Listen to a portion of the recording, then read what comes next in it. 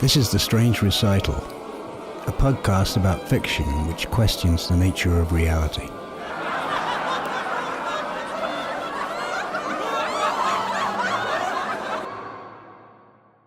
The air hung heavy on a cold morning or night in mid-July, depending on whether or not you were able to sleep. Most people had stopped a few years back, instead choosing to watch the news channel, which ran 24 hours a day. Everyone watched the same channel. It was the last one left. The newscasters were a thin and sallow-skinned species whose eyes were falsely colored, whose faces were hollow, whose lips were pale. They forced smiles while reading from teleprompters just out of view of the camera. Regardless of the fact that most people knew how inaccurate the news reports were, they watched anyway. Caffeine pills were a necessity and became a commodity within a few months of their sudden popularity. Most people tried to keep them out of the hands of children, but every so often, even the children were incapable of sleep. Even the children became addicted, and one such child walked alone through the heavy air on a cold morning or night in mid-July. She was not cold, yet she shivered. It was snowing above her, yet she was unaware of it. In one hand, she carried an electric lantern, its dim bulb lit only a few feet ahead in the tunnel where she walked. Her fingers were caked in black ink, and when she brushed a strand of hair from her face, her fingers left a black streak smeared across her cheek. She was tired. She had not slept, although her mother had tried to get her to. She was weighed down under a bag and a lantern and a coat and gloves and boots and expectations she did not know how to live up to. She had been walking for 3 hours, and behind her were miles of dark, empty tunnel, 30 feet below the forest. The ground under her black rubber boots made no sound as she walked over it. There was silence enveloping her like a suffocating blanket, and she had no way to throw it off of her. She picked up her pace, walking with heavier footsteps. A light thud could be heard with each stride. Up ahead were lights, yellow in color. They looked ancient, but were only months old. The girl reached the lights, which had been hung from hooks in the walls of the tunnel. They were the old-fashioned lights from mining tunnels, with the crossed wire stretched over the light bulb, exposed wires connecting the string of them. This went on for about a quarter mile, until a dark brown door could be seen in the side of the tunnel.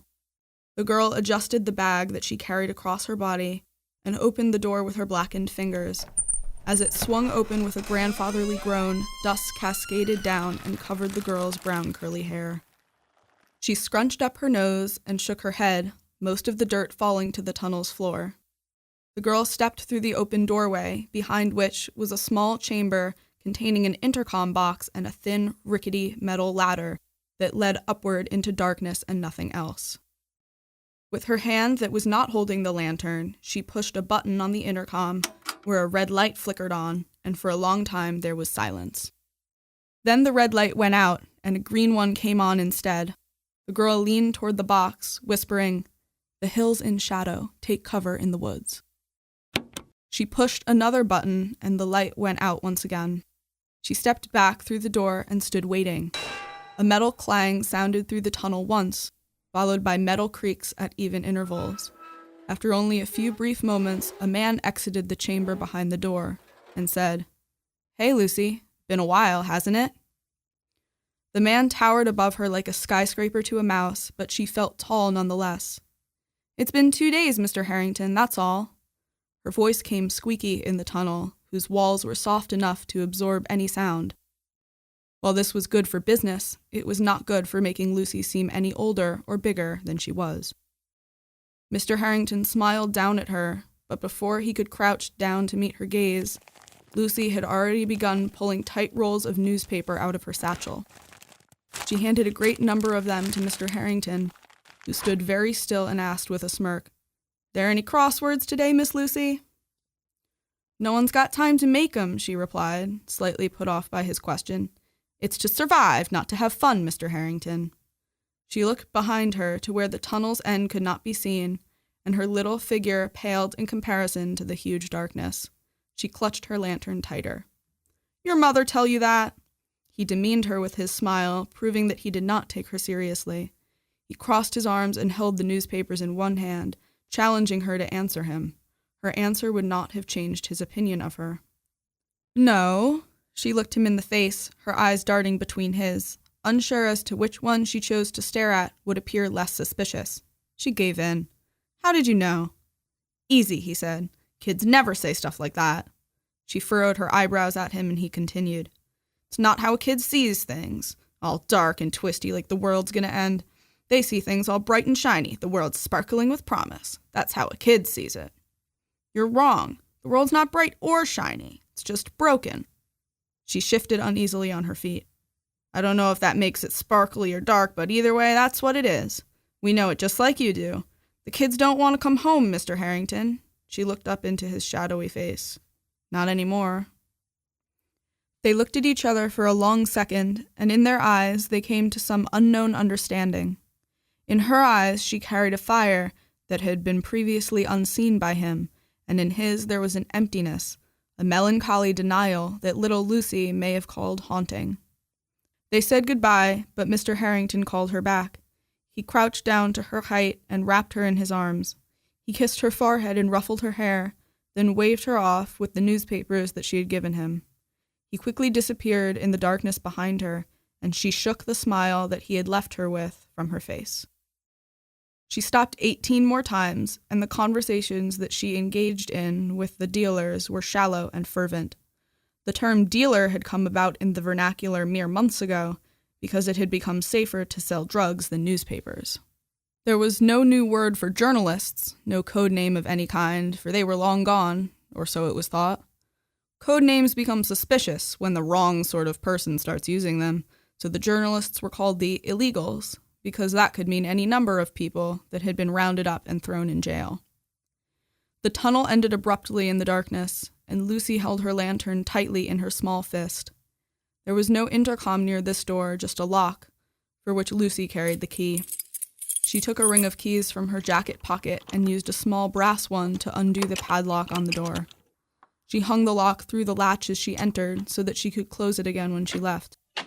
She ascended a tight wooden staircase that came out in a crowded kitchen, where at least 15 people were huddled around a rickety table. A man who helped her out of the stairwell announced, "Miss Lucy's here," at which point the many adults gathered around Lucy with various scraps of paper. "We're running low. I gotta go sneak some from the store tomorrow," said a portly woman in response to Lucy's raised eyebrows at the sight of the scraps of paper. She started to take them from the people's hands, glancing briefly at a few words that had been scrawled on each one. Government in crisis, speaker furloughed, national state of emergency, and suspended habeas corpus littered the papers, and Lucy shoved them all into her satchel, from which all the newspapers had previously been removed. Lucy made to close the bag, but stopped short at a stack of 3 full-sized papers being thrust under her nose.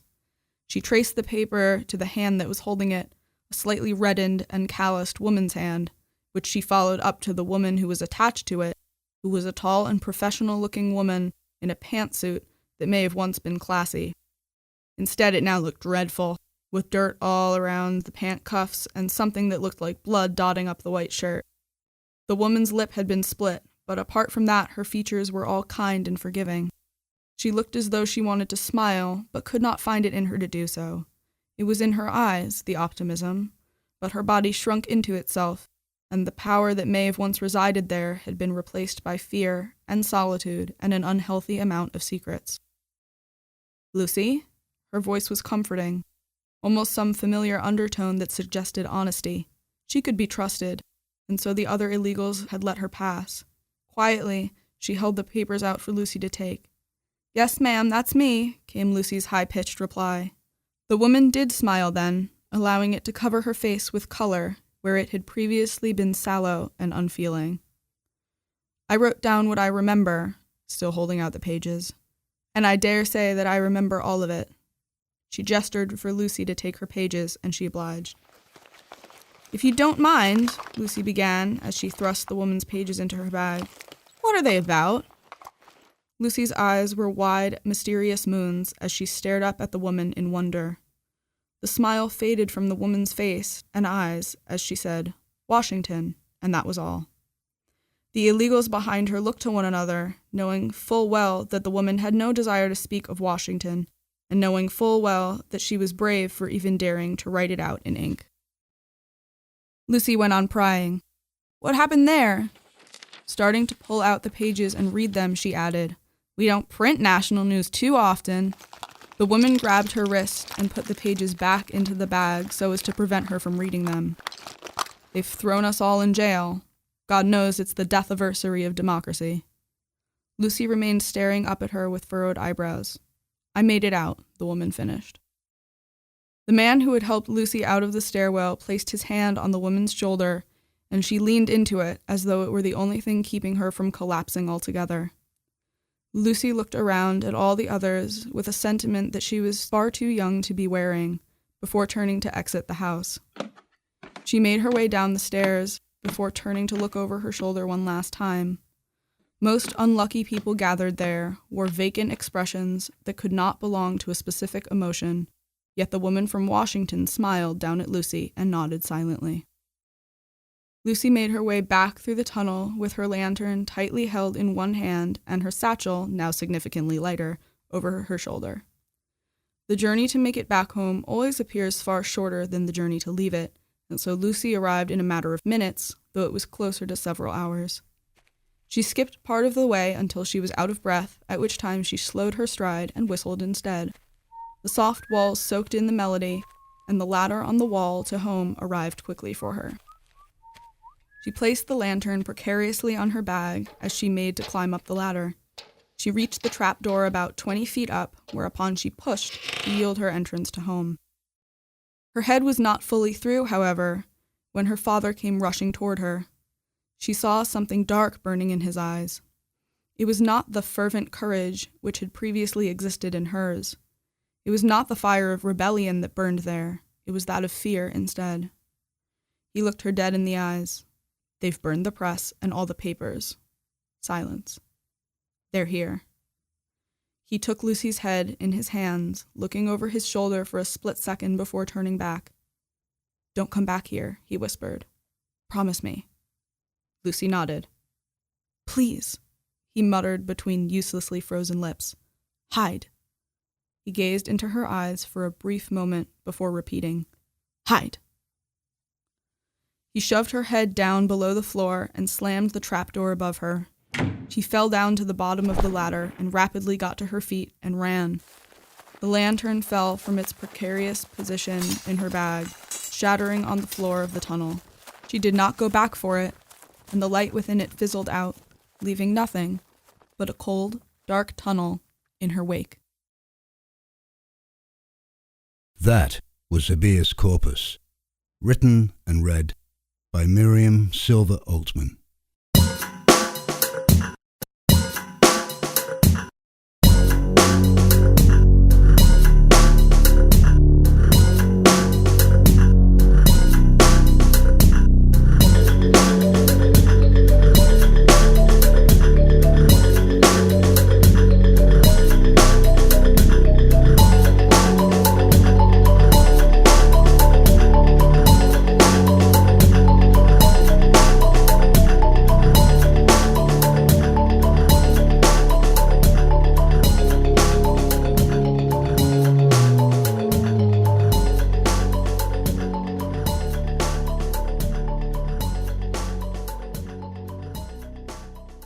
Hello, Miriam. Welcome to the Strange Recital. Thank you for having me. I'm so happy to be here. Was there any difficulty finding our studio out here in the woods? No, I'm from the middle of the woods too, so not too much trouble navigating. Good. Well, I invited you on the podcast when I learned that you won a national award for this story, Habeas Corpus. So tell us about that. My English teacher last year told me about this opportunity. And I decided that since I had a couple of short stories going at the time that I could submit in the allotted time. It was kind of a time crunch, though, for editing, but I think it came out okay. Basically, the opportunity was that every public school in the country had the opportunity to select a student from their writing program and give their work to the National Council of Teachers of English. That's the award. And out of the schools that decided to submit, I'm not sure how many there were, about 100 of those students were selected to receive the Award of Superior Writing, which is what I got. I think there was some confusion with the press release that the school did about it, but yeah. Well, congratulations. That's great. Thank you. So you're a senior in high school right now, yeah? And I assume you're making college plans. I am. I've been playing violin for a very long time, since I was about 3.5. So I think that I'm going to go to college for violin performance, but I'd really like to do a double major with violin performance and political science. So I'm mostly applying to colleges that have a music conservatory and a college affiliated. So writing will be more of a sideline then. I think so, but I think I can still use it. Yeah. Well, let's talk about the story. What inspired it? Well, this was written about a year ago when the political climate was a little bit different. It was mostly inspired by the fact that at the time, our current president was very, very angry with different media outlets that didn't share the specific political viewpoint that he did. I think he still is, isn't he? Yeah, no, definitely. So I decided to sort of explore the idea of, what if he did decide to suspend habeas corpus and lock up all the journalists who didn't agree with him. So that's sort of where this comes from. Wow. Habeas corpus literally means have the body. The powers that be are required to have a substantial reason for detaining someone. So how does that fit in with detaining the journalists in your story? Well, basically, the principle of habeas corpus is what protects people from just being detained in jail or prison without having charges brought against them. So basically what I was saying was it's sort of a way to forego the Constitution if you want to lock someone up or persecute someone for something which is protected under one of the amendments. So in this case, there is precedent for it when Abraham Lincoln suspended habeas corpus during the Civil War. So technically, if he wanted to, the president could suspend habeas corpus and then use that to just keep people in prison indefinitely. So in this case, that's the journalists. So your story takes place in the future, but how near is this future anyway? Just how pessimistic are you? I've been called a very pessimistic person. Because this was written like a year ago, technically I would say that it was supposed to be just about now. Oh. But, our current president has said that if someone else wins the next election, he's not leaving the White House. So this could be in the further future, in case he can't be removed. But next year at this time. Yeah, I'm Check not back. sure, if we end up with a dictatorship at any point in history with this sort of political climate. Yeah, it's about that, I think. Well, if you're pessimistic, you might call it creative pessimism. Thank you. Your story's really darkly atmospheric, creating a bleak dystopian world without showing anything but a few underground spaces and the people there. Were your writing choices influenced by any particular books or authors? I think it definitely has a very Orwellian vibe, but I don't think the specific writing choices were really influenced by any other books. I think just the sort of literary genre of the speculative fiction dystopian idea was what inspired me. And you know what? Just comes to mind, I have one question. That lady in the destroyed pantsuit, was that Hillary Clinton? Yes. I thought so, yeah. Okay. I never thought of that. Yeah, the pantsuit I thought kind of gave yeah, it the away. pantsuit gives it away. Yeah. Well, I like the lack of resolution in the story.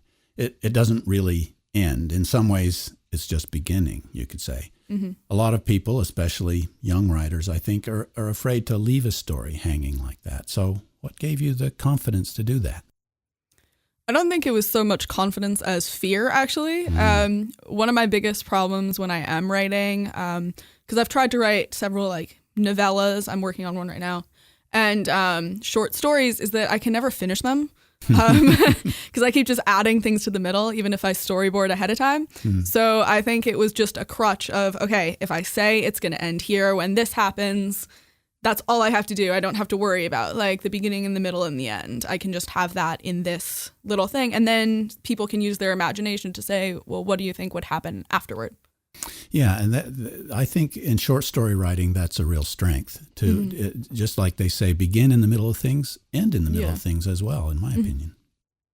There's a lot of dystopian fiction being written today, which is not really surprising, I suppose, with the political climate globally and the environmental problems we're having.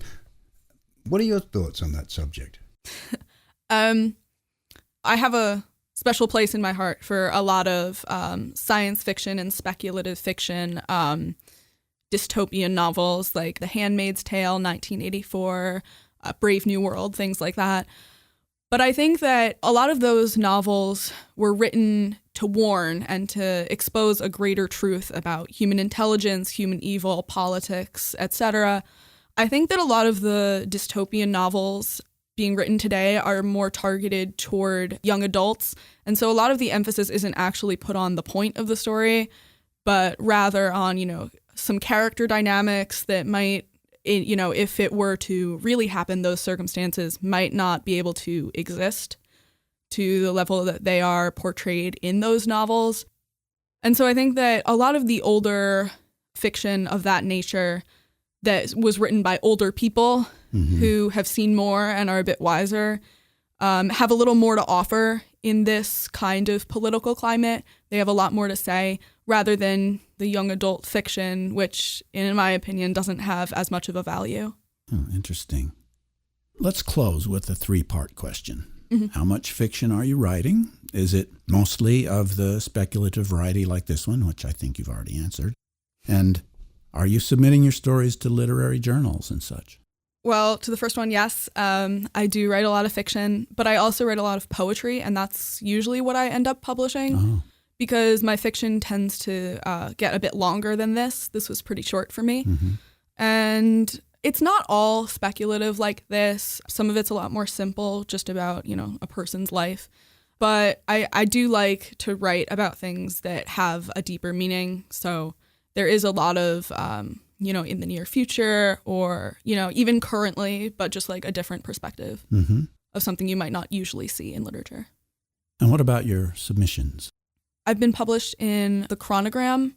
I've had poetry there, and I've had short stories and poetry in some student publications like The Reservoir, which is Auntie-Yours literary magazine, and The Battering Ram, which is Woodstock Day School's literary magazine. Well, that's great. Best of luck with your writing, Miriam. Thank you so much. Yes, congratulations on your award. And thanks for participating in our audio adventure. And I should say that wisdom doesn't necessarily come with age, as Brent will tell you. Yeah. Thank you so much for having me. It was really fun. It was. Yes, and I have to say, you're the only one of our guests that I first met when you were, 2 or 3. Seems like just last year, which makes me feel pretty old. It's not just a feeling. This is The Strange Recital, on the web at thestrangerecital.com. The music on this episode was Ectoplasm by Audionautics. This is episode 19111. Do you have a body?